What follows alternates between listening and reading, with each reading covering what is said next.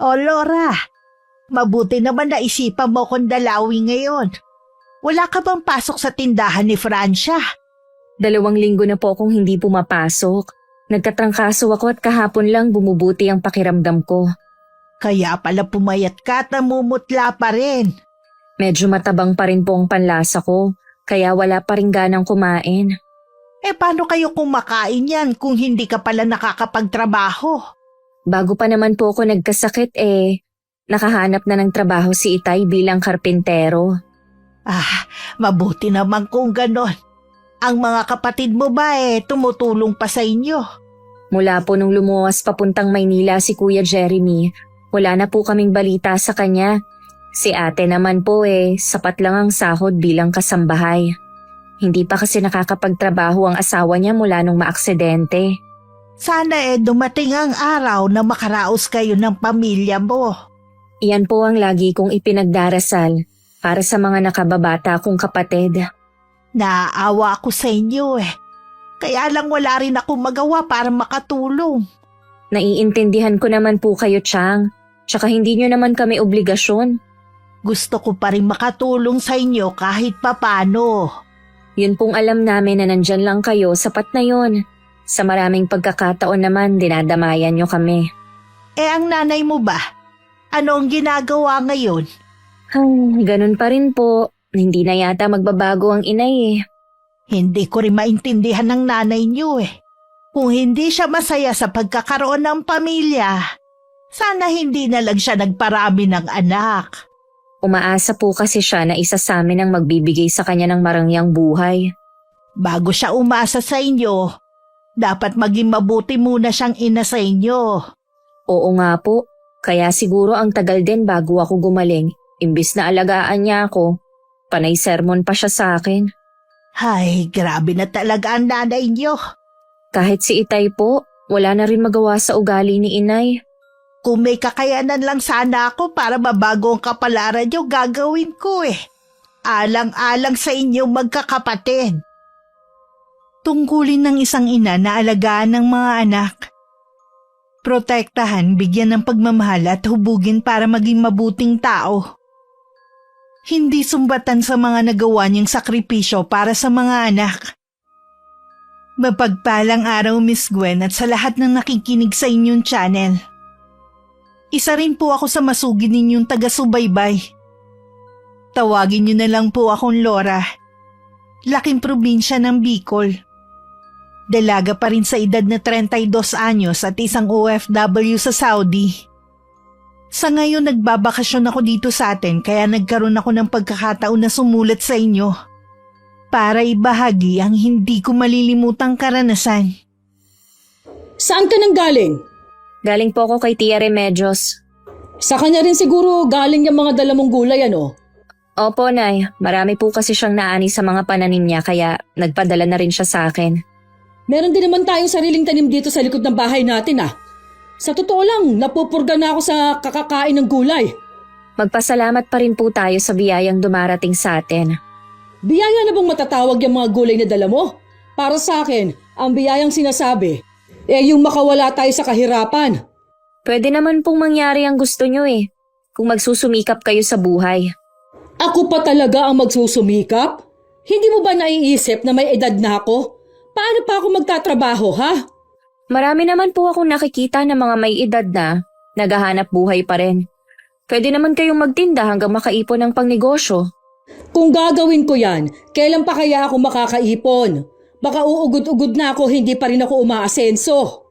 Dapat po noon pa kayo nag-umpisa kung may pangarap pala kayo. Sa tingin mo, magagawa ko kaya yung sinasabi mo, ha? Sa pag-aalaga pa lang sa inyong 6 na magkakapatid, ubos na ang oras ko. Kapag po gusto, maraming paraan. Kapag ayaw, maraming dahilan. Ako nga, tigilan mo sa mga pinagsasabi mo, Laura. Imbis na pumasok ka na lang sana sa trabaho mo, mas inuna mo pang dalawin ang tiyahin mo. Hindi na po ako babalik kay Ate Francia para magtrabaho. At ano naman ang pumasok dyan sa kokote mo para hindi na bumalik sa trabaho, ha? Wala rin naman pong nangyayari sa sahod ko Nagpapakapagod lang ako sa kakatrabaho pagdating ng kinsenas katapusan. Wala naman akong natatanggap na sahod. Anong wala? Naku ikaw, Laura, ha? Sa ayaw at sa gusto mo papasok ka kay Francia. Alam mo namang tatay mo lang ang may trabaho, tapos mag-iinerte ka pa. Hindi niyo po ba narinig ang sinabi ko? Wala rin namang pinatutunguhan ng sahod ko. Imbis na sana dito sa bahay na pupunta, kayo lang ang nakikinabang. Ano ngayon? Nanay mo naman ako, kaya tama lang na akong makinabang sa sahod mo. Ano bang masama doon? Kaya nga po ako naghahanap buhay para makatulong dito sa bahay. Kaso nga lang, sinusolo niyo ang sahod ko. Puro na lang kayo bale. Hindi naman kayo marunong maawa sa akin. Ilang taon na akong nagtatrabaho pero ni isang pirasong damit hindi man lang ako makabili. Natural na magtrabaho ka para sa akin.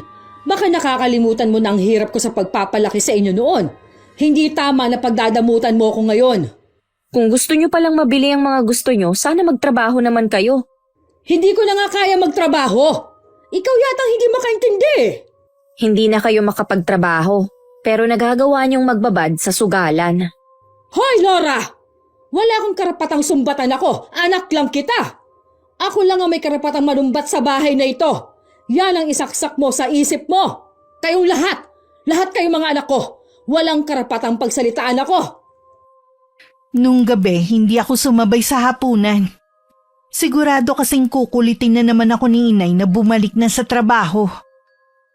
Sa totoo lang, nanghihina pa ako pero hindi dahil sa pagkakasakit ko, kundi sa sitwasyon namin sa bahay. Yung hindi naman sana mararanasan ng mga kapatid ko ang magutom at walang maibaon sa pagpasok sa eskwelahan. Pero dahil sa pagiging makasarili ni inay, naranasan naming anim ang lahat ng hirap. Bigla ko napatigil sa pagmumuni ko nang marinig ko ang pagtawag ni Itay.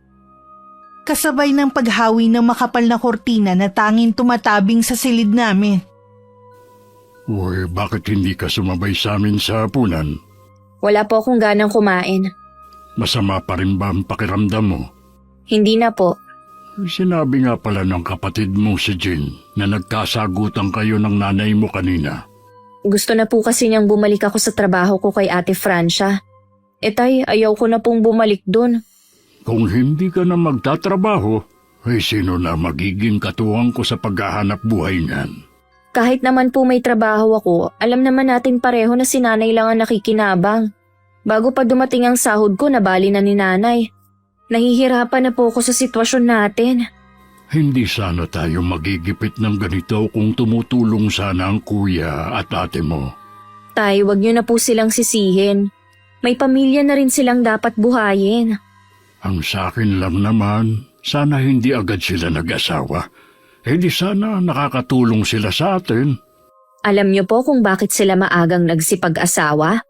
Para makaiwas kay inay. Huwag mo naman sanang laging sinisisi ang inay mo sa nangyayari sa mga kapatid mo at dito sa bahay. Yun naman po ang totoo eh. Ay, ang mabuti pa, lumabas ka na doon at kumain na. Hindi maganda yung nagpapalipas ka ng gutom. Mamaya na lang po. Hindi pa naman talaga ako nagugutom. Wala nang inay mo, umalis na siya. Kaya kumain ka na. Sigurado, sa sugalan na naman maglalagi si inay. Sigurado din na uumagahin na naman siya dun. Doon lang naman siya lagi sa kumari niya pumupunta eh. Wala naman siyang pangsugal. Ay, hindi ko alam kung hanggang kailan kayo magbubulag-bulagan sa ginagawa sa inyo ni inay. Nang sumunod na araw, nalaman ko sa kapatid kong si Jing na kaya ayaw ni inay na umalis ako kay Ate Francia. May malaki pala siyang utang sa amo ko. 2 buwan daw na sahod ko yun na kailangan bayaran. Hinahanap na nga raw ako ng amo ko. Dinahilan na nga lang ng kapatid ko na hindi pa ako magaling. Desidido na talaga akong hindi bumalik sa tindahan ni Ate Francia. Maayos naman ang pakitungo niya sa akin. Yun nga lang hindi niya matanggihan si inay kapag humihiram ng pera. Sa kabila ng pakiusap ko na wag na niyang bigyan. Hay! Wala bang ibang ulam? Wala po nay kundi ang ampalaya. Kaya ayoko umuwi dito eh. Pagtsagaan nyo na lang po kung anong meron sa mesa. Mabuti nga may ulam tayo eh. Sahod na rin ni Itay mamaya, baka may dala siyang ulam pag uwi. Ano, isda na naman? Malapit na akong tubuan ng kaliskis eh. Kung hindi gulay, isda naman. Yun lang po ang kaya ni Itay eh. Ikaw ba? Kailan balik mo kay Francia? Halos 3 linggo ka nang lagi rito sa bahay Nakausap ko na po si Ate Francia. Sinabi ko na hindi na ako babalik sa kanya para magtrabaho. Ano? Nagbibiro ka ba? Hindi po, Nay. Pumayag naman po siya. Hindi ka pwedeng basta lang umalis sa kanya. Paanong gastusin dito sa bahay? Hindi kakayanin ng tatay mo? Baka po ang ibig niyong sabihin, paano na kayo? Kayo lang naman na nakikinabang sa sahod ko eh. Ano ngayon? Obligasyon mo naman yun. Anong gusto mo? Sa ibang tao ako humingi? Ang gusto ko po kasi sana, mapupunta sa mga kapatid kong nag-aaral ang sahod ko at dito sa bahay. Hindi yung sosolohin niyo lang. Basta, bumalik ka sa tindahan ni Francia. Bukas na bukas din pumasok ka na sa trabaho. Hindi na nga po ako papasok doon. Pinayagan na ako ni Ate Francia. Wala na po kayong magagawa. Hindi nga pwede. Bakit pa pinipilit niyo akong bumalik doon? Dahil ba sa pagkakautang niyo, ha? Kayo dapat ang magbayad nun, hindi ako. Naiintindihan naman ni Ate Francia yon. Ano naman ang ibang babayad ko, ha, Aber? Kayo na lang pong dalawa ang mag-usap. Hindi ako makikipag-usap kay Francia. Ang gusto ko, bumalik ka sa kanya. Hindi na nga po ako babalik doon kahit kaladkarin niyo pa ako. Ang tigas talaga ng ulo mong bata ka. Kanino ka ba nagmana? Tinalikuran ko na lang si inay at hinarap ko na lang ang paglalaban ng mga damit namin. Ayoko na kasing makipagtalo pa. Isinumbong ako ni inay kay Itay pagdating nito sa bahay. Tahimik lang naman ako nakaupo sa sofa habang matalim akong sinusulyapan ni inay. Mahirap naman kasi ang trabaho sa tindahan ni Francia. Mabuti nga nakatagal doon ang ilang taon ng anak natin. Paano ang utang ko, ha? Sino magbabayad nun? Baka pwedeng pakiusapan mo muna si Francia na kapag nakaluwag-luwag ako tsaka ako babayaran. Kailan ka pa makakaluwag, ha? Noon pa naman lagi na tayong kinakapos. Dapat kasi nung bata-bata ka pa, naghanap ka na ng trabaho na malaki ang sahod. Di sana hindi ganito ang buhay natin. Huwag mo nang ungkatin ang nakaraan, tapos na naman yun eh. Kapag inireklamo ako ni Francia dahil sa utang na yon, walang dapat sisihin kundi si Laura. O bakit kailangan mo sisihin ang anak natin? Hindi naman niya sinabi na mangutang ka. Imbis na magpasalamat ka sa kanya dahil nabili mo mga gusto mo. Nagagalit ka pa kay Laura. Dapat lang naman dahil sa hirap ng pag-aalaga ko sa kanila noon. Huwag mo naman sana silang sumbatan. Hindi naman nila kagustuhan na ipanganak at ikaw ang maging nanay nila. Kahit ano pang sabihin mo, utang pa rin nila sa akin kung bakit sila nabuhay sa mundong ito. Ay sana maisip mo rin na hindi nila ginusto na isilang din. Responsibilidad natin na buhayin sila at hindi yung silang bubuhay sa atin. Malalaki ng mga yan. Tapos ng obligasyon natin sa kanila. Tama lang na tayo naman ang pagsilbihan nila. Kailanman hindi natatapos ang obligasyon natin sa kanila. Kung tutusin, ang dami nating pagkukulang. Tama na nga usapan na ito. Lalo mo lang pinaiinit ang ulo ko. Imbis na sabihan mo ang anak mo, ako pang pinapangaralan mo. Ayoko kasi na habang buhay ganyang ka mag-isip. Hindi ko gustong maramdaman ng mga anak natin na mas ikaw ang pinapaborang ko. Sige, magkampihan kayo mag-aama. Bahala na kayo. Kahit naman noon wala na akong halaga sa bahay na ito. Nagdadabog pang lumabas ng bahay si inay. Hindi naman siya pinigilan ni Itay na umalis. Alam naman kasi namin kung saan siya pupunta.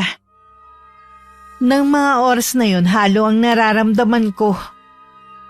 Noon ko lang kasi narinig na pinangaralan ni Itay si inay. Kahit ang iba ko pang kapatid biglang nanibago. Mula rin ng gabing yon, mainit na lagi ang ulo ni inay sa amin. Lagi siyang nakasinghal sa mga kapatid ko. Tuwing nasa kusina siya, para siyang batang nagdadabog kapag hindi gusto ang ulam. Wala na bang pagbabago sa bahay na to, ha?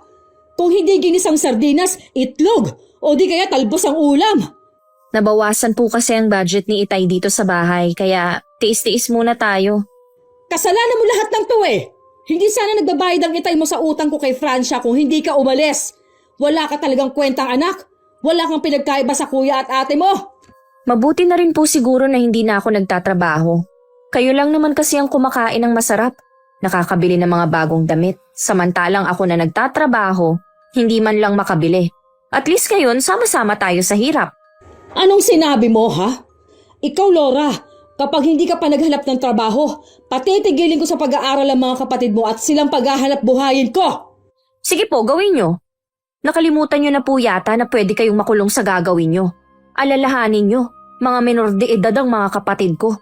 Wala ka talagang kwenta! Walang utang na loob!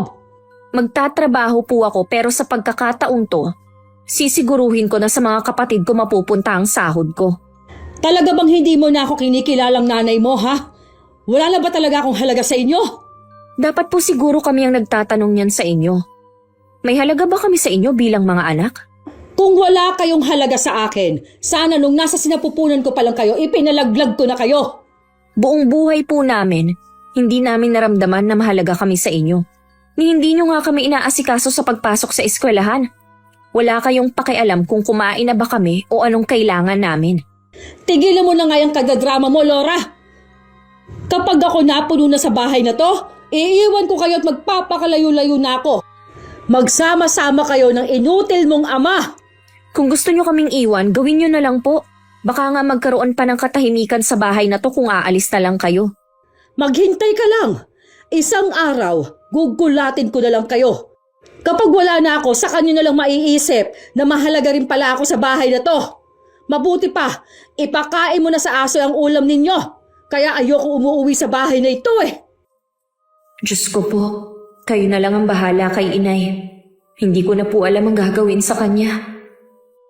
Hindi ko nalang binanggit kay Itay ang sinabi ni Inay na isang araw lalayasan na niya kami. May kumakalat kasing balita tungkol kay Inay at kay Mang Rigor na kumpare nila.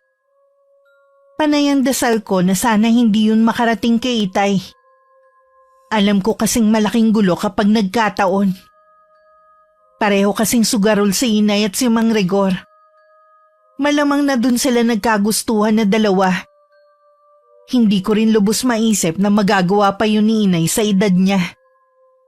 52 na kasi siya at halata na talaga ang kulubot na balat. Kita na rin ang mga puting buhok niya. Ang mga tanong ko sa isip na bakit kailangan lagi siyang nakapustura at gusto laging naka-makeup na sagot na rin. Dahil meron na siyang ipinagpalit sa tatay namin. Tay, meron po sana akong sasabihin sa inyo. Ay, ano ba yun, anak? Hiring daw po sa pinapasukan niyang restaurant sa bayan. Baka daw po gusto ko pong pumasok bilang waitress. O pwede naman. Kung gusto mo. Kaya lang ang layo ng bayan.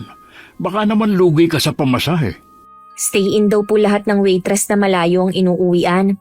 Maliit lang daw ang sahod pero libre lahat. At sa tip daw na galing sa mga customer kami babawi ng kita. Ganun ba? Kilala ko naman si Mel. Hindi ka naman niya siguro ipapahamak. At saka nasa hustong gulang ka na rin naman para magdesisyon. Naaawa na rin po kasi ako sa mga kapatid ko, Tay. Lagi na lang silang walang baon kapag papasok. Pasensya ka na, anak, ha? Kung wala akong kakayanan na bigyan kayo ng magandang buhay. Ayoko rin kasi na lumapit sa mga kamag-anak natin para humingi ng tulong. Siguradong kasi na pagsasalitaan lang nila ako na bakit nagparami ng anak, hindi ko naman pala kayang buhayin. Ayoko rin naman po na lumapit kayo sa kanila. Mahirap kasing magkaroon ng utang na loob. Hayaan nyo, kung hindi man kami nakapagtapos ni na ate at kuya, sisiguruhin ko po sa mga nakababata naming kapatid makakapag-aral po sila. Salamat, anak, ha? Hindi ka tumulad sa dalawa mong kapatid. Wala naman talaga akong magiging katuwang kundi ikaw lang. Huwag po kayong mawawalan ng pag-asa. Balang araw makakaraos din tayo sa mahirap nating sitwasyon. Habang nagliligpit ako ng mga damit na nilabhan ko, masayang dumating si Inay. Nagkatinginan naman kami magkakapatid pero hindi kami nagsalita. Si tatay ang pumansin sa kanya. Uy, maganda yata ang mood mo ngayon, ha? Hindi ka tulad ng mga nakaraan na laging mainit ang ulo mo kapag dumarating. Nagkita kasi kami ni Maring Bet. Talaga? Di ba sa Maynila na silang nakatirang mag-anak? Bumalik na ba uli sila rito? Binisita lang niya ang mga magulang niya dito. Siya pala nagpaayos ng bahay nila. Ano pa na pag-usapan niyo?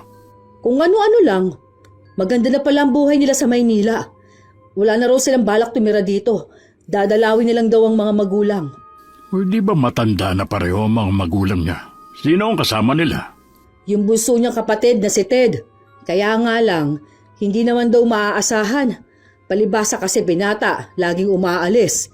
Naghahanap nga daw siya ng kasambahay na titingin sa mga magulang. Kung may kakayanan naman sila na magbayad, maigi pa ngang kumuha sila na makakasama ng mga magulang niya. Mabuti nga nakausap ko siya. Kasi sinabi ko sa kanya na may anak akong dalaga na pwedeng pumasok. Kung ako po ang sinasabi niyong ipapasok na kasambahay sa kanila, ayoko po. Huwag kang nga maarte dyan! Trabaho na nga lumalapit sa'yo aayaw-ayaw ka pa. Wala ba talaga kayong malasakit sa akin, ha? Alam niyong manyakis ang kapatid niyang si Ted. Ilang beses na bang nakasuhan yun? Pasalamat siya at kamag-anak niya ang isa sa konsehal kaya lagi siyang naaabswelto.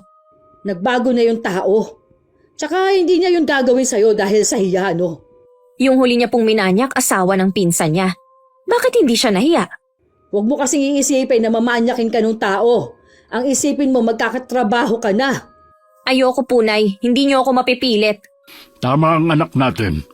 Hindi ako papayag na mapahamak siya sa kamay ng hayop na yun. Isa ka pa! Anong gagawin ng anak mo? Habang buhay niya lang dito sa bahay, ha? Ang tanda na niya para magpakargo pa sa atin. Wala po akong balak maging pabigat. May nahanap na po akong trabaho. Oh, saan ka naman magtatrabaho, Aber? Sa pinapasukan po ni Mel sa bayan. Papasok ka na waitress. Alam mo bang maliit lang ang sahod ni Mel doon? Baka lugi ka pa sa pamasahe. Alam ko naman po kung magkanong pamasahe. Stay in naman ako kaya makakatipid ako.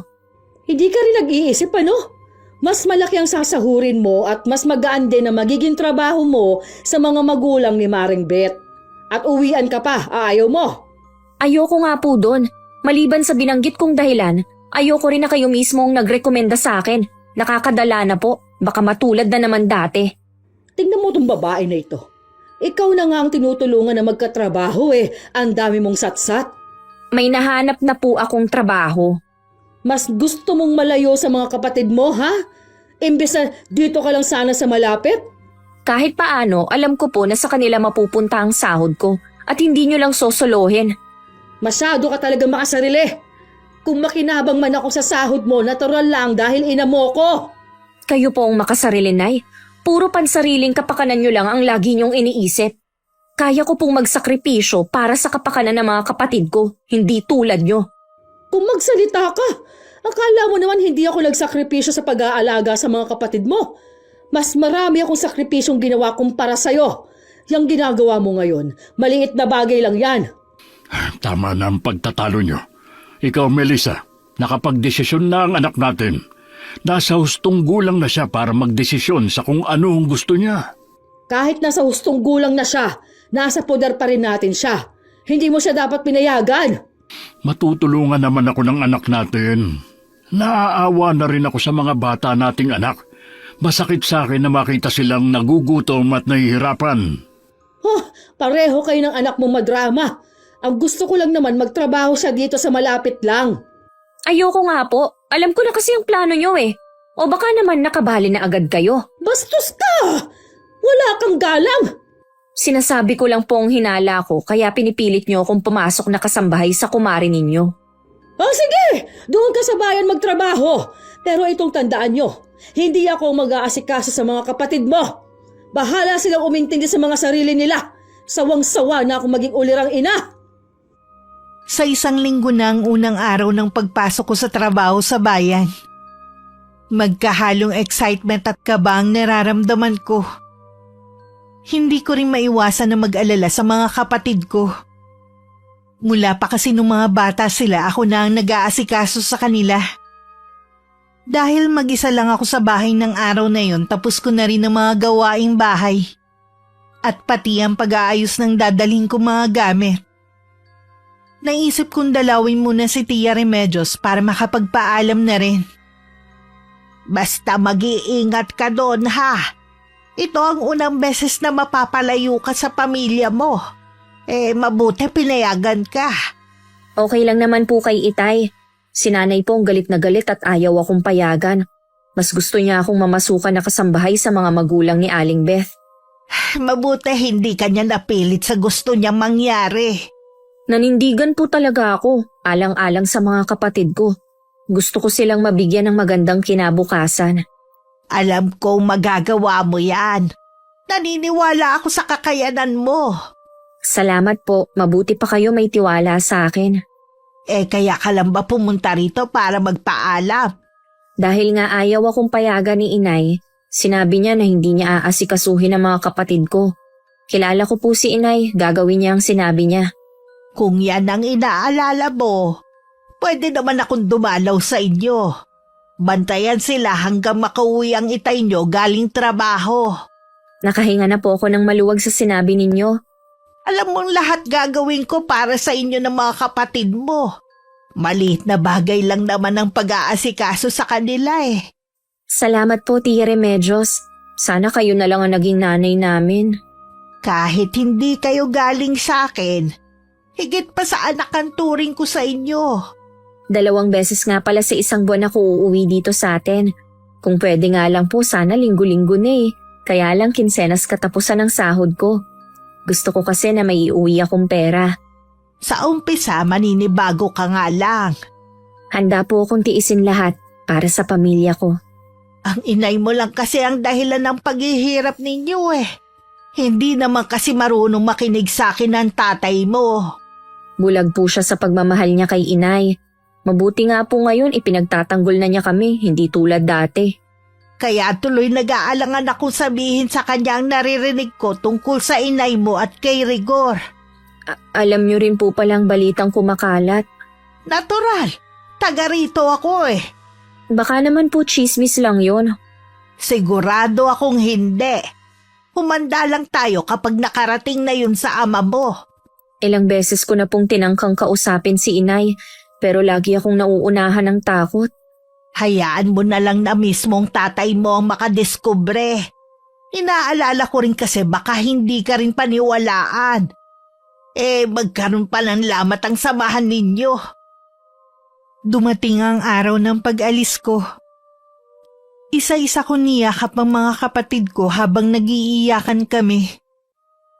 Nagbilin lang ako kay Jing dahil siya na ang tatay yung panganay habang nagtatrabaho ako sa bayan. Wala nun si Inay at mula pa kagabi hindi umuwi. Si Itay naman madaling araw pa lang umalis na para magtrabaho. Naroon ng mga sandaling yun si Tia Remedios. Ang balak niya uuwi lang siya kapag nakauwi na si Itay para may kasama ang mga kapatid ko. Malayo rin kasi kami sa mga kapitbahay kaya nag-aalala din siya. Lalo na mga babae ang mga kapatid ko. Ate Remedios! Oo, anong ginagawa niyo dito? Hinihintay ko si Elmer para may kasama na ang mga bata. Gabing-gabi na rin pala siya umuwi dahil laging overtime sa trabaho. Oo. Nangihinayang din kasi siya sa kikitain niya. Kumain na kaya si Jing? Oo, pinakain ko na sila kanina pa. Pinilinan ko na rin na gawin ang assignment nila. Ako na rin ang naglaban ng mga uniform nila para may magamit sila bukas. Ganon daw ang ginagawa ng ate Laura nila eh. Ay, salamat sa tulong niyo, Ate Remedios. Pero hindi niyo na kailangang mag-abala na pumunta pa rito para asikasuhin sila. Malalaki na mga anak ko. Sa akin sila ipinagbili ni Laura. Ayoko namang biguin ng pamangkin ko. Ay nako, hindi talaga marunong mahiya si Laura sa inyo. Wala namang kasing malalapitan kundi ako eh. At hindi nakakaya yun. Sige ate, nandito na rin naman ako. Pwede na kayo umuwi para hindi na kayo gabihin. Magpapaalam lang ako sa mga pamangkin ko. Jing, uuwi na ako ha. Nandito na rin naman ang nanay nyo. May kasama na kayo. Ikaw na lang ang bahala sa mga kapatid mo ha. Babalik na lang ako bukas. Ate, bakit pa kayo babalik bukas? Yung kasi ang usapan namin ni Laura eh. Ano naman ang gagawin ninyo dito sa amin? Kung ano ang ginagawa ni Laura, ganun din ang gagawin ko. Baka nakakalimutan ninyo ate. Ako ang nanay nila. Huwag mo naman sana akong tanggalan ng karapatan sa bahay na ito. Hindi kita tinatanggalan ng karapatan. Gagawin ko lang ang ginagawa ni Laura na pag-aasikaso sa mga kapatid niya. Kaya mo bang gumising na maaga para ipagluto sila ng almusal at babaunin nila? Ipaglalaba mo bang mga anak mo? Hindi naman lumpo mga yan para hindi magawa ang mga sinasabi ninyo. Oo nga. Pero gusto lang siguro ni Laura na maramdaman ng mga kapatid niya na meron nag-aasikaso sa kanila. Basta, huwag na lang kayong bumalik dito. Ako nang bahala sa mga anak ko. Alam ko namang nahihiya ka lang malaman ng ibang tao na ako pa ang nag-aasikaso sa mga anak mo. Talaga namang nakakahiya. Pinagmumukha niyo akong masama eh. Ikaw naman mismo ang gumagawa para maging masama ang imahe mo eh. Alam ko naman na noon pa, ayaw na ninyo sa akin. Ganon din ako. Kaya kung ayaw ninyo magkagulo tayo, huwag na kayong bumalik dito. Hindi naman natinag si Tia Remedios sa sinabi ni Inay. Kinabukasan, maaga ulit siya pumunta sa bahay namin. Nakaluto na siya bago pa nagising ang mga kapatid ko.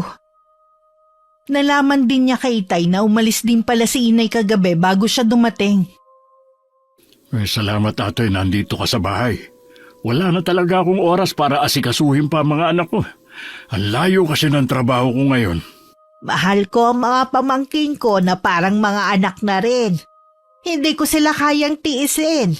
Huwag mo na lang pansinin kung meron man sinasabi si Melissa. Ganun lang naman yun eh. Noon pa hindi na nagbago ang asawa mo. Sarili lang niya ang iniisip niya. Wala na tayong magagawa sa ugali niya. Ganun na siya noon pa. Kung wala pala siyang pagmamahal sa mga anak niya, sana hindi na lang kayo nagparami. Mahal naman niya ang mga anak namin sa sarili niyang paraan. Nung maliliit pa ang mga anak niyo, umaasa ko na magbabago pa siya. Pero tingin ko ngayon wala nang pag-asa magbago ang asawa mo eh. Sana lang magawa mong itaguyod mag-isa ang mga anak mo. Huwag mo ibigay sa kanya ang buong sahod mo na pinasusugal lang naman. Kung hindi ko ibibigay, mag-aaway lang kami. Kung ganun ayos lang sa'yo na magutom ang mga anak mo. Nandiyan naman si Laura eh. Alam ko na hindi niya pababayaan ang mga kapatid. Pambihira ka talaga. Hanggang ngayon nabubulagan ka pa rin sa pagmamahal mo sa walang kwenta mong asawa. Ate, huwag mo naman pagsalitaan ng ganyan ang asawa ko. Nasasaktan ako eh. Masigit ka masasaktan oras na malaman mo ang ginagawa ng asawa mo habang nakatalikod ka. Anong ibig mong sabihin? Bahala ka nang umalam. Ipinagkibit balikat na lang ni Itay ang sinabi ni Tia Remedios. Hindi pa rin niya magawang pagdudahan si Inay. Nananatiling buo pa rin ang tiwala niya rito. Walang nagawa ang tiyahin ko kundi hayaan na lang ang kapatid. Makalipas ang 2 linggo tsaka ako umuwi sa bahay. Namili na ako ng mga kailangan ng mga kapatid ko at pagkain tulad ng mga dalata at noodles na nakasanayan na naming kainin. Para bang taon na ang lumipas dahil sobrang pagkasabik ng mga kapatid ko sa akin. Alam mo bang walang bukang bibig ang mga kapatid mo kundi pangalan mo? Lagi ko rin po silang naaalala. Sila ang inspirasyon ko para kayanin ang trabaho ko. Maayos ba naman ang pakikitungo sa'yo ng mga katrabaho mo, ha? Opo, lahat po sila mababait. Tinuturuan din nila ako kung paano ang tamang pakikiharap sa mga customer. Noong una po ilang beses akong nagkamali. Mabuti na lamang at mabait ang boss namin. Ay, mabuti naman kung ganon. Nawala na ang pag-aalala ko sa'yo. Plano ko po sa susunod na sahod ko mabilhan kahit tigi-isang t-shirt ang mga kapatid ko. May nakita kasi akong pwesto sa bayan na mura lang ang paninda. Siguradong matutuwa ang mga kapatid mo. Naaawa nga ako dahil puro butas-butas na ang mga damit na sinusuot nila. Alam ko naman po yun. Nung nakaraan kasi hindi ko sila mabilhan dahil hindi ko nahahawakan ang sahod ko. Puro bali kasi si Inay. Ngayon may bago ka ng trabaho. Huwag mong hayaan na mahawakan pa ng inay mo ang kita mo. Siya nga po pala, sa inyo ko na lang po ibibigay ang baon ng mga kapatid ko. Kayo na ang bahalang pagkasyahin yun Baka naman wala ka nang tinira sa sarili mo. Meron pa naman po akong pamasahe. Libre naman ako doon kaya hindi ko kailangan ng baon na pera. Matipid naman ang mga kapatid mo Dahil sinisiguro ko na lagi silang busog bago sila pumasok ng eskwelahan. Saktong papasok ng bahay si inay nang makita niya ang pag-abot ko ng pera kay Tia Remedios. Malakas pa siyang tumikim para makuha ang atensyon namin. Kailan ka pa dumating, Laura? Kani-kanina lang po, Nay. Sumahod ka na siguro kaya nakauwi ka na ngayon. Baka naman pwede mo akong bigyan kahit magkano. Pasensya na po, Nay Pamasahe na lang po ang natirang pera ko. Binili ko na po kasi ng kailangan dito sa bahay at nagbayad na rin ako ng utang sa tindahan. Huwag tangang sinungaling, ha? Nakita ko pa lang nang abutan mo ng pera si Ate Remedios. Baon po yun ng mga kapatid ko ng 2 linggo. Bakit kailangan sa kanya mo iwan? Dapat sa akin dahil akong nanay ninyo. Si Tia Remedios naman po ang nag-aasikaso sa mga kapatid ko Kaya ko ring asikasuhin ng mga kapatid mo. Inaagawan lang ako ng papel ng tiyahin mo. Akala ko po ba hindi nyo iintindihin ng mga kapatid ko oras na magtrabaho ako sa bayan? Noon yon. Mula ngayon ako nang mag-aasikaso sa mga kapatid mo. Ibigay mo nga sa akin ate ang perang ibinigay sa'yo ni Laura. Hindi ko ibibigay sa'yo. Dahil sa akin to pinagkatiwala ng anak mo. Kung sasabihin niya na ibigay ko sa'yo, tsaka ako lang gagawin. Laura, kunin mo sa kanya ang pera. Pasensya na po, Nay. Kay Tia Remedios ko lang pwedeng ipagkatiwala ang pera na para sa mga kapatid ko. Tingin mo talaga sa akin walang kwentang ina. Wala ka talagang utang na loob. Pagkatapos ng lahat ng sakripisyo ko sa inyo nung mga maliliit pa kayo.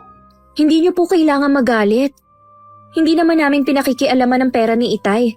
Sa inyo naman po napupunta yon. Sana naman wag niyo nang pakialaman ng para sa mga kapatid ko.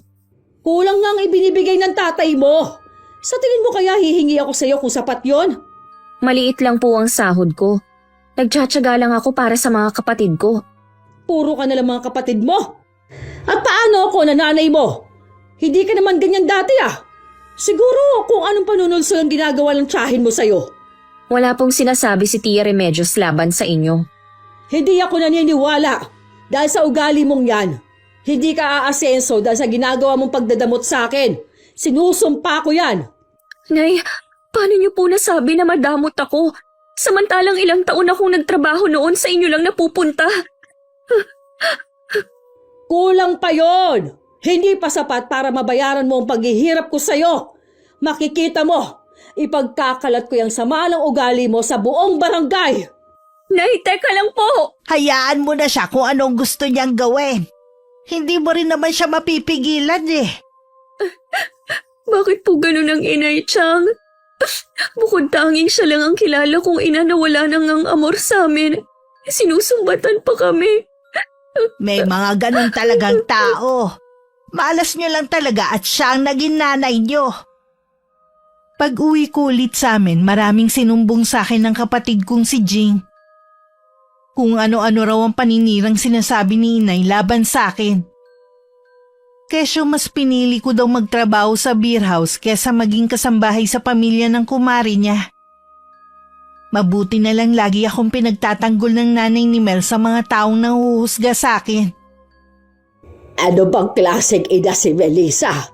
Sariling anak yung sinisiraan niya sa ibang tao. Salamat po sa pagtatanggol ninyo sa akin. Kaibigan ka ni Mel. Hindi ako papahayag na pagpiestahan ka ng mga kismosa dito. Mabuti pa po kayo may malasakit sa akin. Basta, kapag nakarinig ako ng hindi maganda laban sa'yo, ako nang bahalang sumupalpal sa mga bibig nila. Hindi ko pa rin po maiwasan na masaktan sa mga sinasabi nila sa akin. Huwag mo na silang pansinin. Wala ka namang masamang ginagawa. Alam ko, balang araw, malayo ang mararating mo. Paano? Aalis na ako. May gagawin pa kasi ako sa bahay. Salamat po ulit, Aling Mena. Ikaw na lang ang umulawa sa nanay mo. Nagagalit lang kasi yun dahil hindi niya mahawakan ang sahod mo ngayon. Mabuti pa ang ibang tao. Mas may malasakit sa amin kaysa kay nanay. Hayaan mo, pag uwi niya mamaya kakausapin ko siya. Kahit ano naman pong paliwanag ninyo sa kanya, sarado naman ang isip niya eh. Uy, kahit paano malaman niya na alam natin ang mga ginagawa niya. Kung hindi nga lang po dahil sa mga kapatid ko, hindi na ako uuwi dito eh. Konting tiis pa. Magbabago rin ang inay niyo. Malabo na po yan. Ayoko nang umasa. Kasalukuyang kami nag-uusap ni Itay nang dumating si Inay. Dahil sa sama ng loob ko, wala akong pasabi na tumalikod at pumunta na lang muna sa kwarto. Naroon ang mga kapatid ko na nagbabasa ng mga libro na pinabili sa akin. Nakasalubong ko si Mena. Ano ang ginawa niya dito? Sinabi niya ang ginagawa mong paninira laban sa anak natin. Mabuti pa yung tao. May malasakit kay Laura. Anong paninira? Yung bang pagtatrabaho ni Laura sa beer house? Oh, totoo naman, di ba? Restaurant ang pinapasukan ng anak natin. Ano bang pinapakalat mo? Hindi mo na binigyan ng kahihiyan ng anak natin Tingin mo naman sa akin, tanga. Hindi ako ipinanganak kahapon para hindi malaman na kunwari lang na restaurant ang pinapasukan ni Laura. Ang totoo niyan, may extra service ang restaurant na yon. Pero tama ba yung ginagawa mo kay Laura? Oo, tama. Swain at wala siyang modong anak. Dapat lang sa kanya ang mapahiya sa buong barangay natin. Lahat ng iyon narinig ni Tia Remedios na nasa labas ng bahay namin. Napakuyom na lang ang dalawang kamao niya sa galit na nararamdaman. Nang gabing yun, hindi ako pinatulog ng mga alalahanin ko. Naapektuhan talaga ako sa ginagawa ni Inay. Ipinagtanggol man ako ni Itay hanggang dun lang. Hindi pa rin niya kayang rendahan ng sariling asawa. Kinabukasan, imbis na sa hapon pa ako aalis, sumabay na ako sa mga kapatid ko nung umaga. Matagal na akong nagtitimpi sa ginagawa ng asawa mo dahil sa'yo at sa mga pamangkin ko. May ginawa na naman ba si Melissa? Matagal ka nang iniiputan sa ulo ng asawa mo. Hindi yun totoo. Hindi yun magagawa ng asawa ko.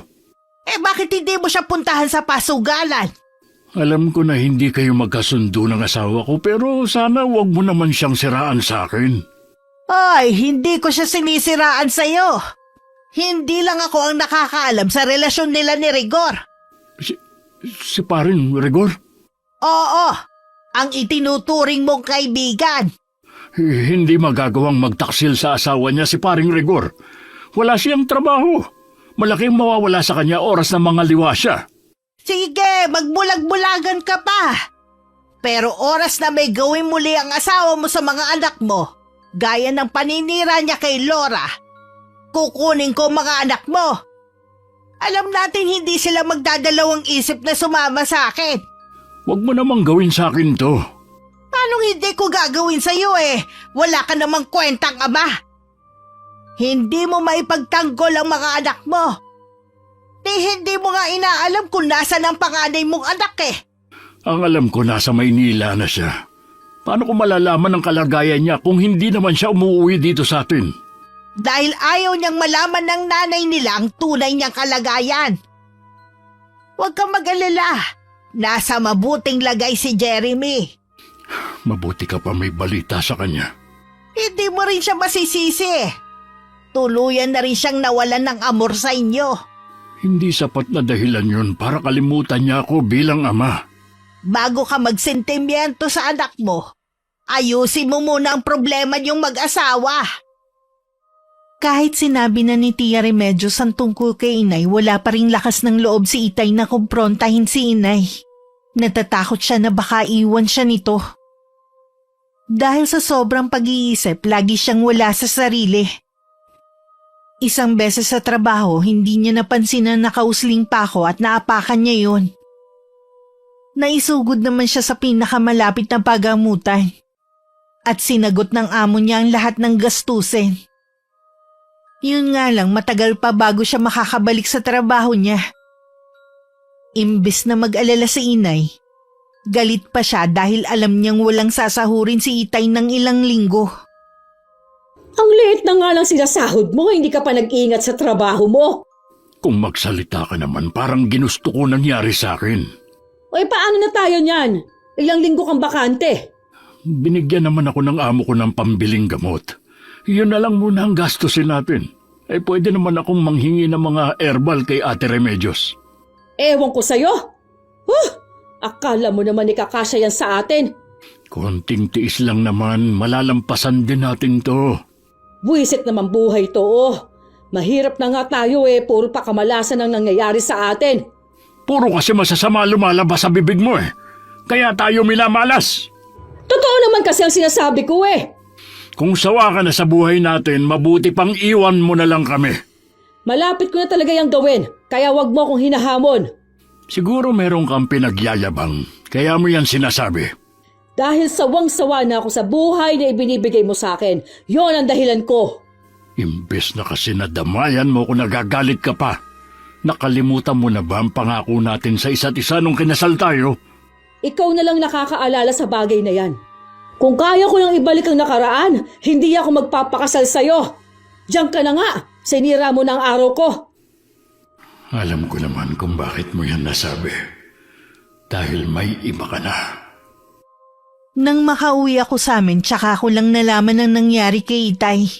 Si Tia Remedios lang din ang nag-aalaga sa kanya at sa sugat niya para hindi maimpeksyon.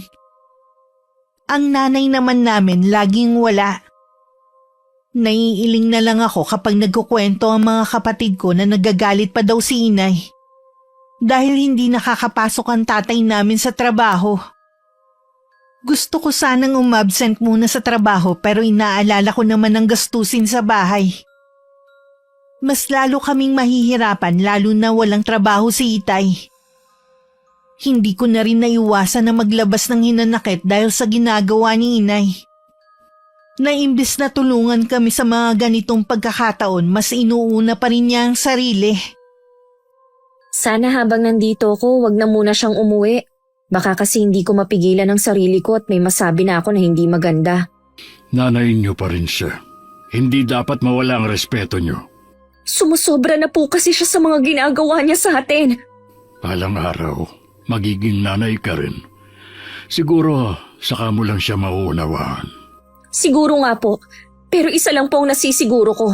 Kahit kailan, hindi ko gagawin sa magiging pamilya ko ang ginawa niya. Alam ko naman na magiging mabuti kang ina. Nakikita ko naman kung paano mo alagaan ang mga kapatid mo. Habang masinsinang kami nag-uusap, nakarinig kami ng galit na boses na tumatawag sa labas ng bahay namin. Pagsilip ko si Aling Lisa pala. Hinahanap niya si Inay. Tumayo na rin si Itay kahit tirap siya. Kagabi pa hindi umuwi si Melissa. Ano bang kailangan mo sa kanya, Mare? Alam mo bang may relasyon sila ni Rigor, pare? Matagal na nila tayong niloloko. Mabuti na lang bigla ko umuwi at napatunayan kung totoo ang nakarating na balita sa akin. May nakapagsabi nga sa akin pero dahil sa kalagayan ko, hindi ko naman makumpirma kung totoo nga. Ako na nagsasabi sa'yo na totoong may relasyon silang dalawa. Nahuli ko mismo silang magkapatong at sa kubo pa namin. Anong sinabi mo? Pinugbog ko nga si Melissa. Kung hindi lang ako naawat, hindi lang yun ang aabuti niya sa akin. Hayop siyang makatipas siya sa higad. Hindi kaya magkasama na sila ngayon? Kung wala dito ang malandi mong asawa, malamang totoong nagtanan silang dalawa. Hahanapin namin siya ng mga anak ko. Pakiusap lang sana, Mare. Huwag mo na siyang saktan. Ayoko mangako pare dahil sa ginawa nila sa akin. Hanggang nasa puso ko ang galit, hindi ko sila titigilan. Tay, ano pong gagawin natin? Nasaan na kaya si Inay? Totoo kayang nagtanan sila ni Mang Rigor? Hindi ko alam, Laura.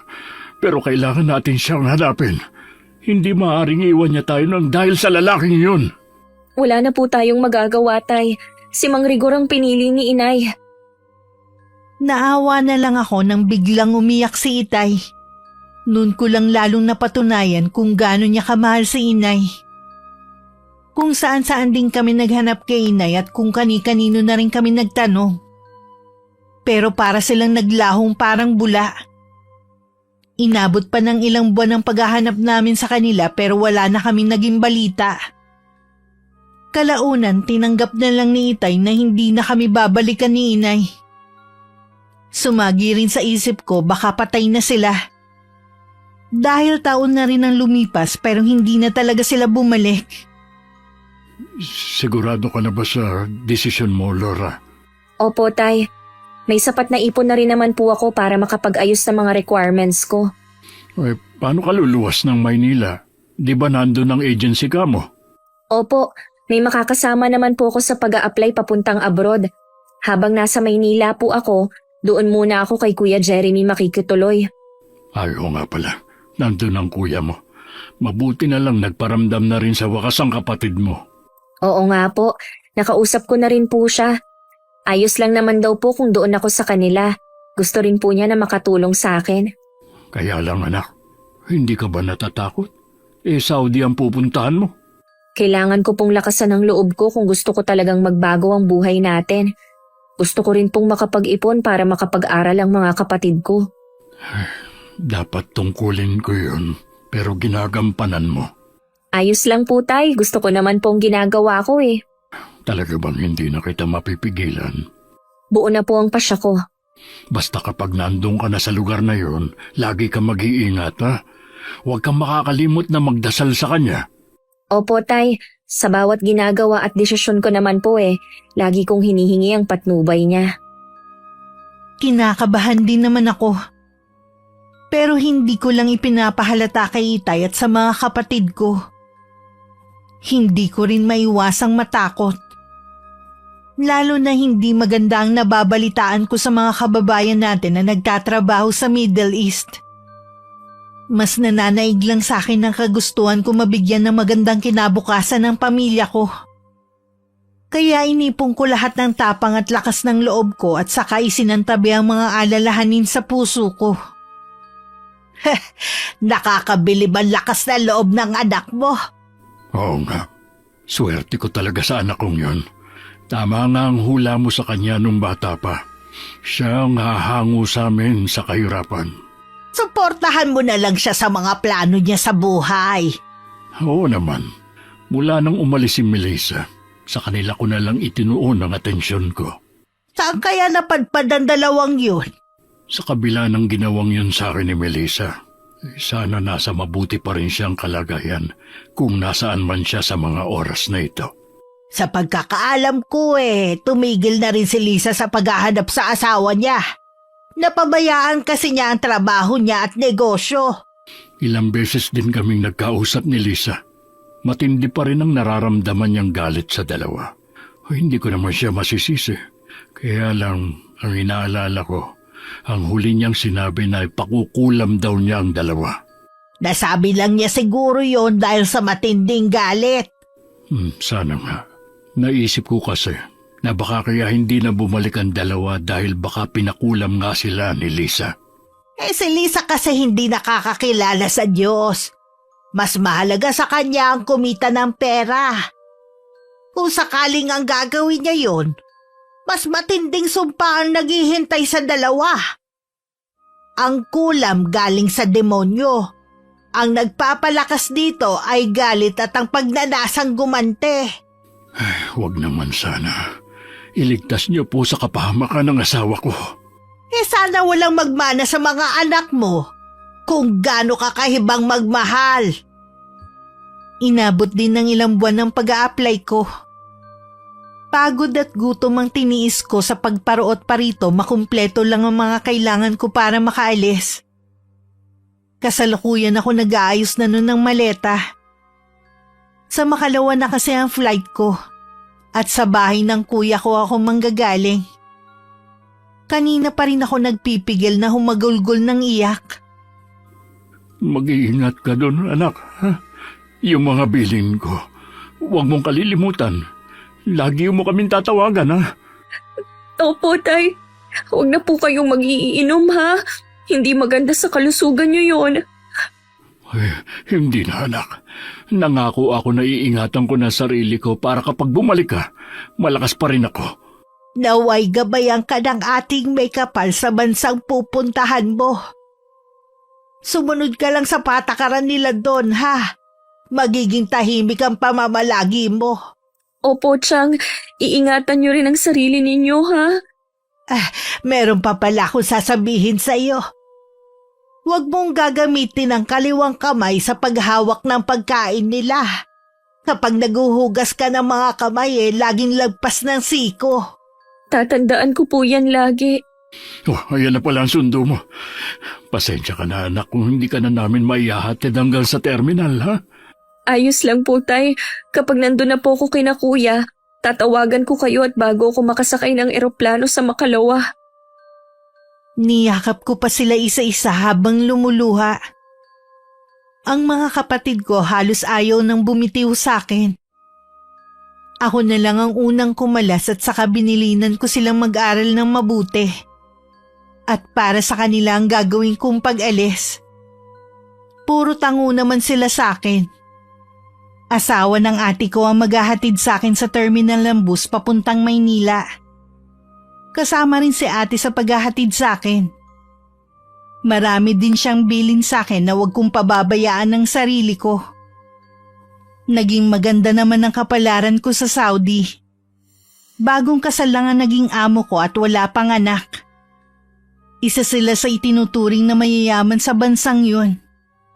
Lalo kong pinagbuti ang pagtatrabaho ko para makuha ko ang tiwala nila. May balita ka na ba kay Laura? 1 buwan na rin mula nang umalis siya Tumawag siya kagabi. Mabuti naman daw ang lagay niya ron.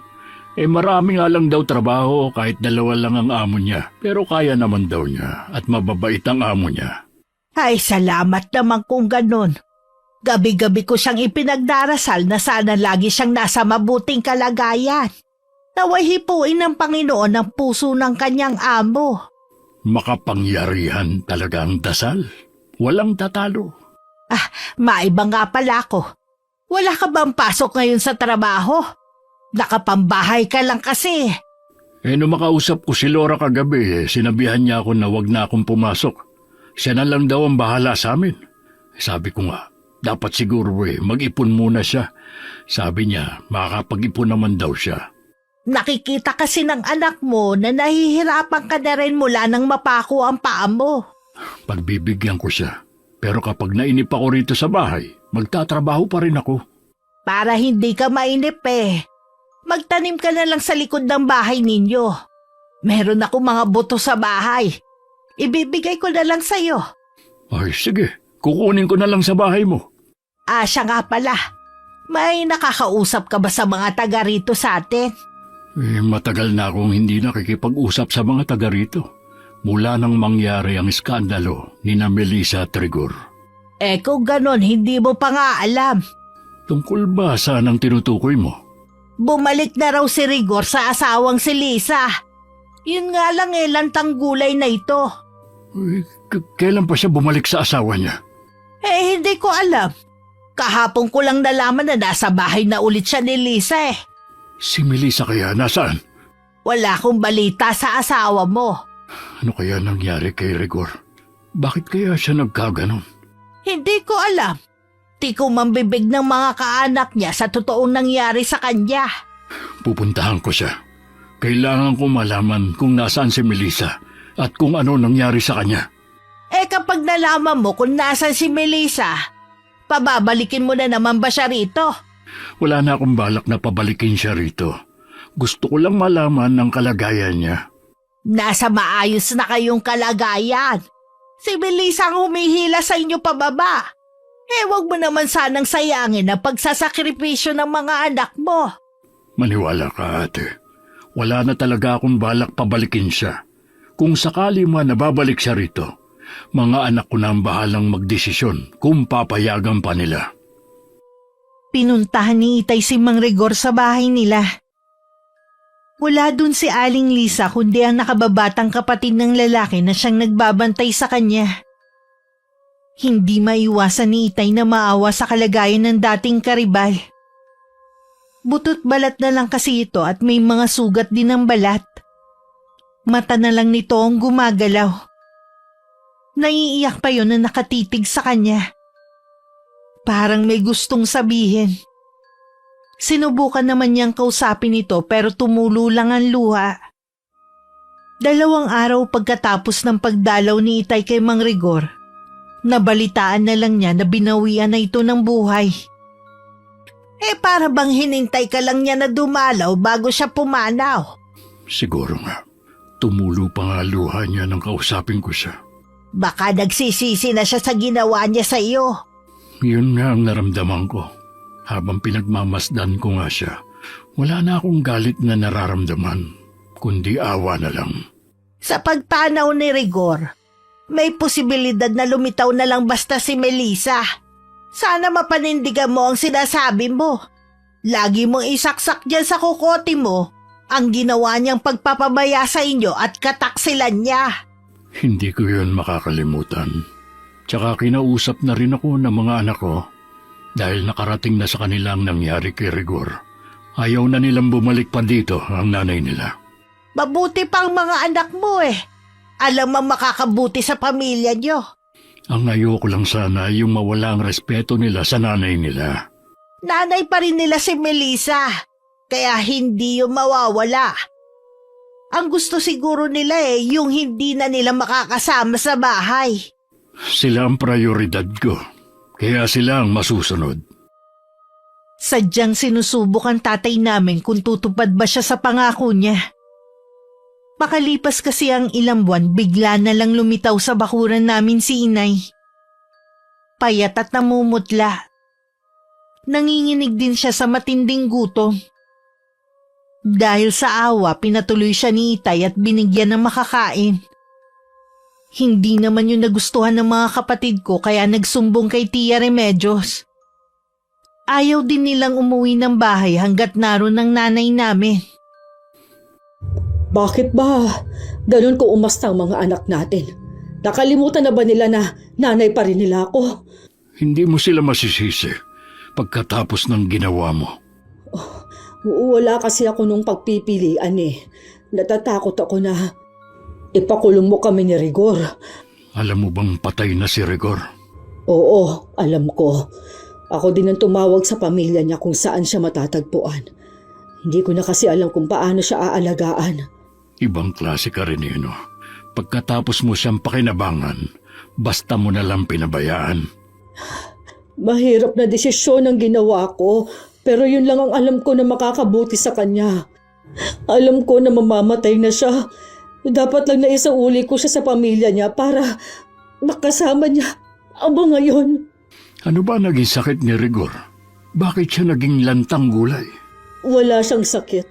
Kinulam siya, kaya siya nagkaganon. Ilang albularyo nang nilapitan ko pero hindi nila mapagaling si Rigor. May idea ka ba kung sino ang pwedeng kumulam sa kanya? Ang asawa lang naman niyang may matinding galit sa amin. Bakit ka pa bumalik? Wala na ako ibang mapuntahan. Nagmamakaawa ako sa iyo. Patawarin mo na ako. Magsimula muli tayo. Ayaw na ng mga anak mo na makasama ka pa. Maayos na ang lagay namin mula nung iwan mo kami. Asawa mo pa rin ako. Huwag mo naman akong pabayaan. Ako nga pinabayaan mo na nung mga panahon na kailangan kita Pinagsisisihan ko na talaga yun. Pangako, magbabago na ako. Dahil mahal pa rin ng tatay namin si Inay, tinanggap niyang muli ito sa bahay namin. Pero hindi ang mga kapatid ko. Sila na lang ang nagparaya at tumira kay Tia Remedios. Kahit ako nang malaman ko, hindi ko rin nagustuhan. Hindi ko na lang muling tinawagan si Itay para malaman niya ang malaki kong pagtatampo sa kanya. Pera ba ang iniabot sa'yo ni Jing? Oo, nagpadala na kasi ang ate nila. Doon pa rin ba sa restaurant nagtatrabaho si Laura? Siguro malaki ng kinikita niya. Kahit kasi hindi ka magtrabaho, nakakabili tayo ng kailangan natin. Wala na siya roon. Nasa abroad na siya nagtatrabaho. Ano? Nasa abroad na pala si Laura. Di malaki na talagang kinikita niya. Di ba dapat sa'yo siya nagpapadala dahil ikaw ang ama? Mula nang malaman niya na bumalik ka, kay ate na siya nagpapadala at si Ate Remedios naman ang nagbabudget. Pambihira ka naman. Bakit ka pumahayag? Siguradong mas malaking nakukuha ng kapatid mo kesa sa ibinibigay sa'yo. Wala na akong magagawa sa bagay na yan. Ako naman ang sumira ng tiwala nila sa akin eh. Kung galit sila sa akin, sabihin nila ng harapan. Akala mo kung sino na sila. Nanay pa rin nila ako, kahit ano pa ang ginawa ko noon. Pwede ba, Melissa? Makontento ka na lang kung anong ibigay sa atin. Baka kakareklamo mo, hindi na tayo bigyan ni Laura. Ipinaglalaban ko lang kung anong karapatan natin. Tayong naghirap sa mga anak natin. Lalo na ako. Kaya tama lang na tayong makinabang sa kanila at hindi ang kapatid mo. Babalik na lang ako sa pagtatrabaho kung hindi sapat sa iyo ang binibigay ni Laura. Pakiusap lang. Huwag mong guguluhin ang mga anak natin. Pero hindi nakinig si inay. Nang minsan wala si Itay sa bahay, umalis siya saka pumunta sa bahay ni Tia Remedios. Mula doon ang mga kapatid ko. Ang tanging naiwan sa bahay ay ang tiyahin ko. Anong ginagawa mo rito sa bahay ko? Ang laki na kaagad ang ipinagbago ng bahay mo. Hindi naman kasi ito dating ganito nung huli kong makita. Dito ba napupunta ang perang ipinadadala ng anak ko? Paano ko sabihin kung dito ka? Dahil yun ang kagustuhan ni Laura. Ang maging komportable ang mga kapatid kahit papano. Nasaan ang mga anak ko? Wala sila rito. Pumunta sila sa bayan dahil kailangan magpa-enroll ni Jing sa kolehiyo. Mag-aaral pa siya eh. Mag-aasawa rin lang naman siya. Sayang lang ang pera. Wala ka nang pakialam doon. Hindi mo naman perang ginagastos ah. May pakialam ako dahil nanay pa rin nila ako. Maaaring sa'yo sila lumabas pero kahit kailan, hindi ka naging ina sa kanila. Nasaan ang mga gamit nila? Iuuwi ko na sa bahay. Sa ayaw at sa gusto nila, doon na sila uuwi. Hanggang diyan ka na lang. Hindi ka pwedeng basta na lang pumasok sa mga kwarto dito. Hindi ako makakapayag na ikaw lang ang makinabang sa padala ni Laura. Hindi ba binibigyan din niya kayo? Ano pa bang gusto mo? Kulang yon. Hindi sapat para makabayad sila sa akin. Napakaswapang mo talagang ina. Bakit kasi bumalik ka pa? Wala akong pakialam sa opinyon mo sa akin. Basta akong makikinabang sa pera ni Laura. Sabi mo sa anak ko, kung ayaw nila manggulo ako, uuwi sila sa bahay. Nang makaalis si inay, bumakas ang matinding galit kay Tia Remedios. Tumaas baba din ang dibdib niya dahil sa nararamdaman. Agad siyang nagsara ng buong bahay at tinungo ang sariling silid. Mula doon kinuha ang libretang itim na matagal na panahon nang iniingatan. Sana hindi na ako nagdalawang isip no na pareho kayo ni Rigor na parusahan. Walang kasing itim ang budhi mo, Melissa.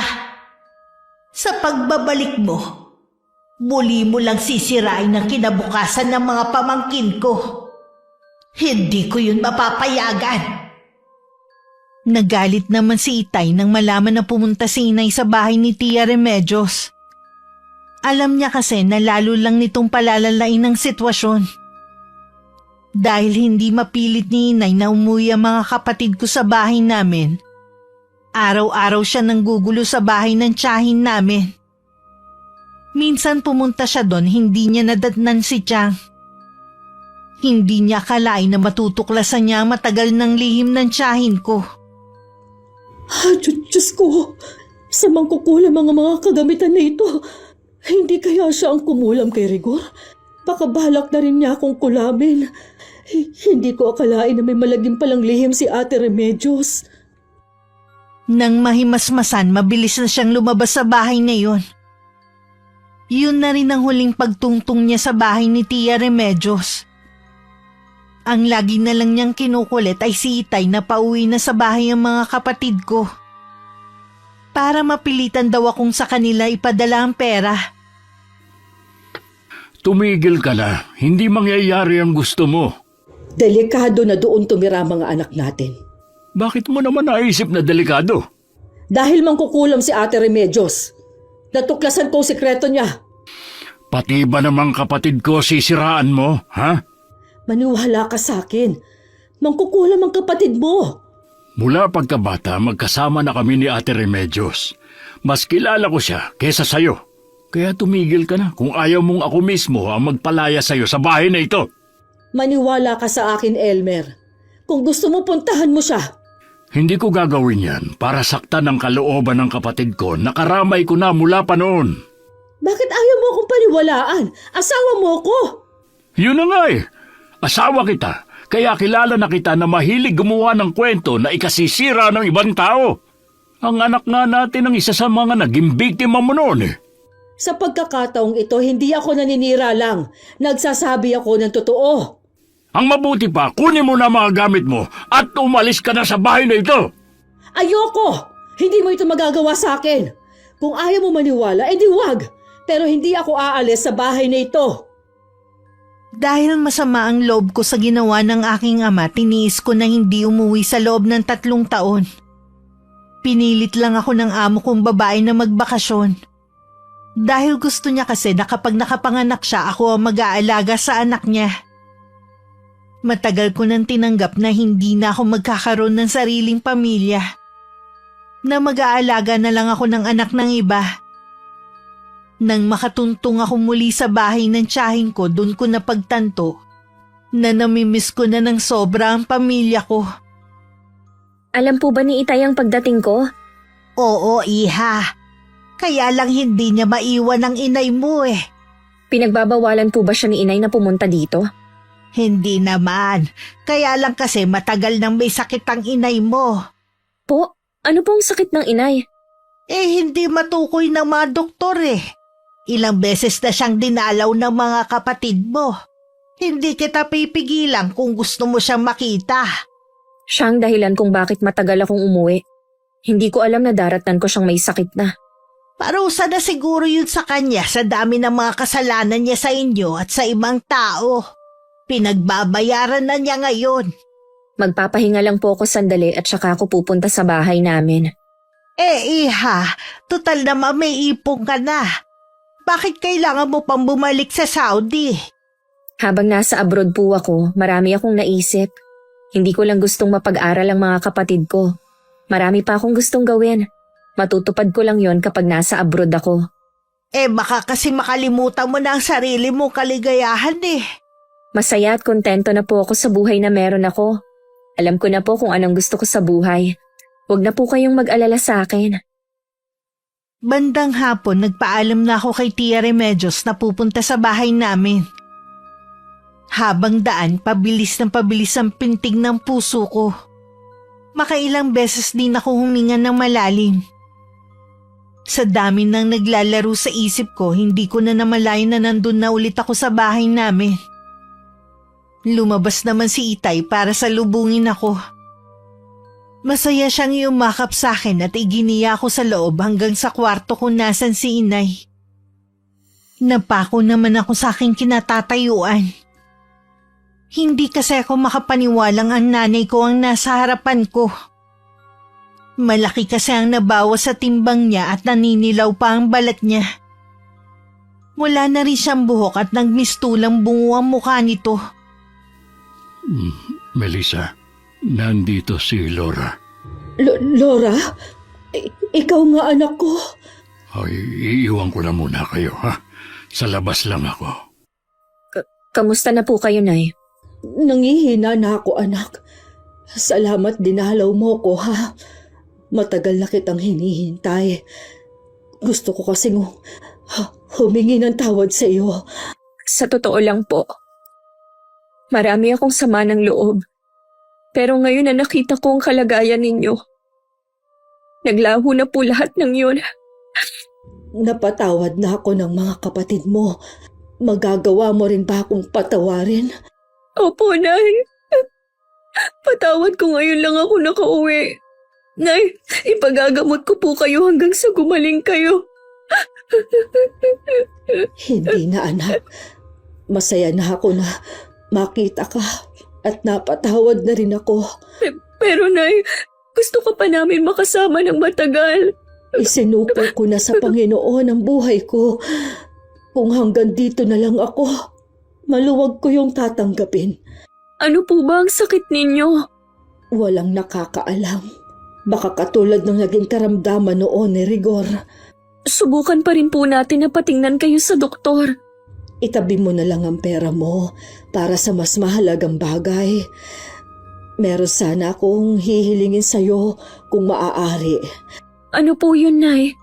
Ihingi mo ko ng kapatawaran sa Tia Remedios mo. Nagsisisi na ako na hindi ako naging mabuti sa kanya. Samantalang siya ang katuwang ko sa pag-aalaga ko sa inyo noon. Mauunawaan ko kung hindi niya ako mapapatawad. Sasabihin ko po sa kanya pag uwi ko. Magpalakas po kayo, Nay. Gusto ko pong bumawi sa inyo ni Tay. Maraming beses ka nang nakabawi sa amin, lalo na sa akin. Sapat na yon, anak. Sa sarili mo dapat ikaw bumawi. Ang bilis ko na mapagod. Gusto ko pa sana makipag-usap sa'yo pero inaantok na naman ako. Babantayan ko po kayo hanggang sa makatulog kayo. Hindi po ako aalis sa tabi niyo. Nang makatulog si inay, nagpaalam muna ako kay Itay na kukuha lang ng ilang damit. Gusto ko kasing dun muna ako mamalagi para mabantayan ko si inay. Pagdating sa bahay ni Tia Remedios, nasa labas siya na parang hinihintay ang pagdating ko. Lumapit ako sa kanya at napaiyak. Ikinuwento ko ang kalagayan ni inay. Humihingi po ng kapatawaran sa inyong inay. Akala ko wala sa bukabularyo niya ang paghingi ng tawad. Nagbago na po siya. Nakakalungkot lang na kailangan muna siyang magkasakit ng malubha para maisip ang mga mali niyang ginawa. Gusto mo ba siyang gumaling, iha? Opo, Chang. Hindi ko kaya kung mawawala siya sa amin.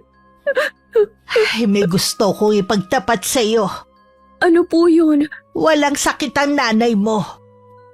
Isinumpa ko lang siya para magkaroon ng karamdaman sa pamamagitan ng orasyon. Marunong po kayong mangulang? Oo. Walang nakakaalam sa kakayanan kong ito kahit ang itay mo. Isang matandang babae na tinulungan ko noon na nagturo sa akin gumamit ng itim na kapangyarihan. Bakit niyo po ginawa yun kay inay?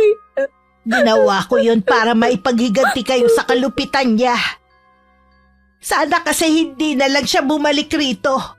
Kayo rin po ba ang kumulam kay Mang Rigor? Oo, kagagawan ko rin ang pagkamatay niya. Nagmamakaawa po ako sa inyo. Bawiin niyo na po kung ano man ang ginawa ninyo kay inay.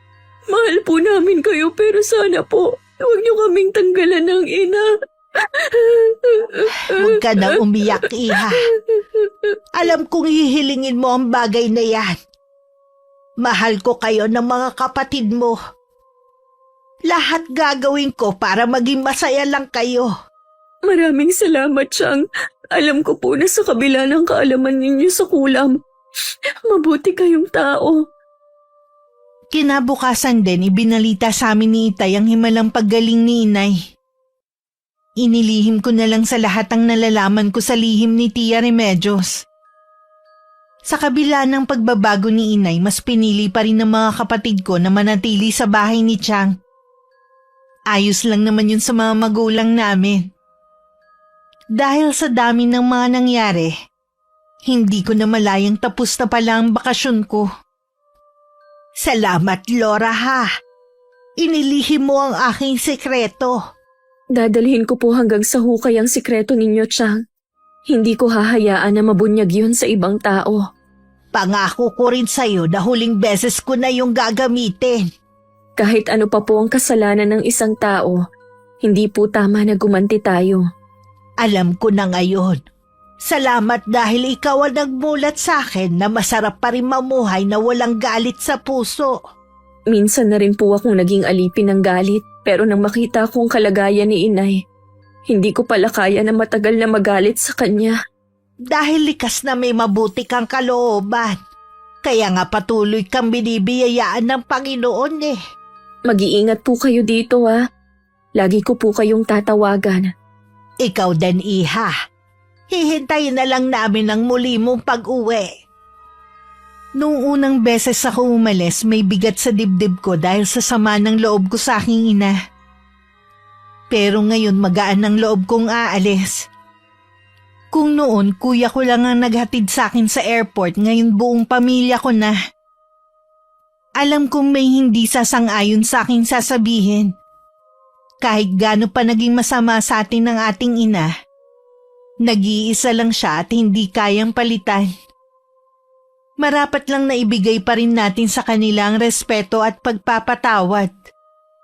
Nagsisisi man o hindi sa pagpapabaya sa atin.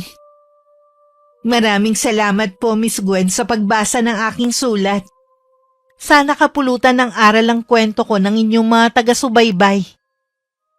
Wakas.